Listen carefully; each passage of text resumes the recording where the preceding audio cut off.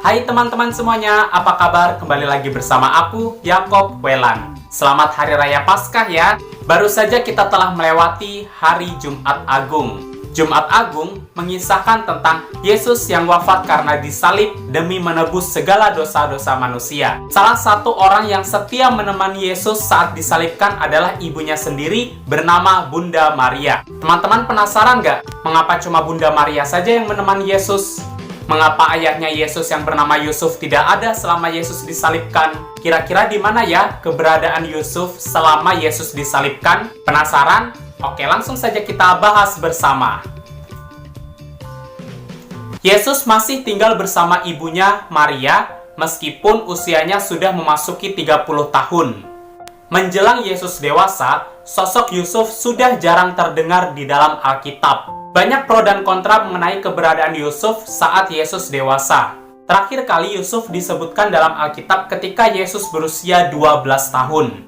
Dalam perjalanan pulang dari Yerusalem, Yesus terpisah dari orang tuanya, yang pada akhirnya Yusuf dan Maria menemukan Yesus di Bait Allah sambil berdiskusi dengan para guru. Ironisnya lagi, pada waktu itu ketika Yesus mengatakan bahwa ia harus memelihara kepentingan Bapaknya di surga, sudah tidak ada lagi dibahas tentang Yusuf.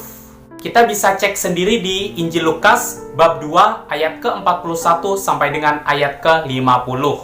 Oleh karena Yusuf sudah tidak pernah lagi dikutip dalam kitab suci, maka banyak para ahli berasumsi bahwa Yusuf telah mati sebelum Yesus memulai pelayanan publiknya. Di dalam Injil Yohanes bab 2 ayat 1 sampai 11 menceritakan tentang pesta pernikahan di Kana, di mana Yesus membuat mukjizat air menjadi anggur. Menurut kisah tersebut, hanya Maria yang ada di dalam pesta pernikahan tersebut bersama Yesus, sedangkan Yusuf tidak disebutkan sama sekali. Teori bahwa Yusuf telah meninggal sebelum Yesus dewasa juga didukung oleh fakta bahwa Yesus ketika di kayu salib, Yesus mengatur supaya ibunya dirawat oleh Rasul Yohanes. Kita dapat melihat di Injil Yohanes bab 19 ayat 26 sampai dengan ayat ke-27.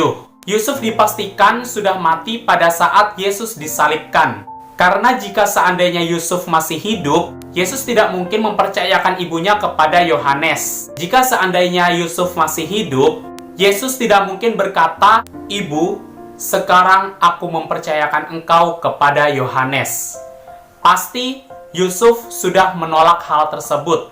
Karena pasti Yusuf akan berkata dan membantah, "Tunggu, ibumu adalah tanggung jawabku." Pasti seperti itu yang akan dikatakan oleh Yusuf. Hanya seorang janda yang akan dipercayakan kepada orang di luar keluarganya. Ada yang beranggapan bahwa Yusuf mati setelah Yesus memulai pelayanan publiknya. Namun, kemungkinannya sangat kecil. Karena jika Yusuf mati di sela 3 tahun pelayanan Yesus, maka hal itu akan menjadi peristiwa yang sangat besar. Yesus pasti akan menghadiri pemakaman Yusuf bersama para muridnya. Dan pasti ada salah seorang yang menulis kejadian tersebut di dalam kitab suci.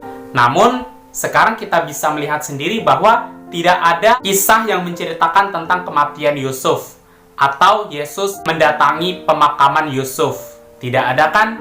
Menurut aku, memang sampai saat ini masih menjadi misteri. Mengapa Yusuf tidak ada di dalam kisah sengsara Yesus, apalagi ketika penyaliban? Jawaban yang paling tepat menurutku adalah, menurut Injil, Yusuf tidak diceritakan di dalam kisah penyaliban Yesus Kristus. Meskipun Yusuf tidak menemani Yesus ketika disalib, Yusuf tetap memiliki jasa yang luar biasa serta teladan hidup bagi kita semua. Salah satunya adalah teladan menjadi ayah yang baik karena melindungi keluarga Nazaret dengan penuh cinta kasih. Banyak hal yang bisa kita teladani dari Bapak Yusuf. Belajar untuk menjadi sosok pemimpin yang bisa memimpin keluarga kita menjadi keluarga yang sejahtera.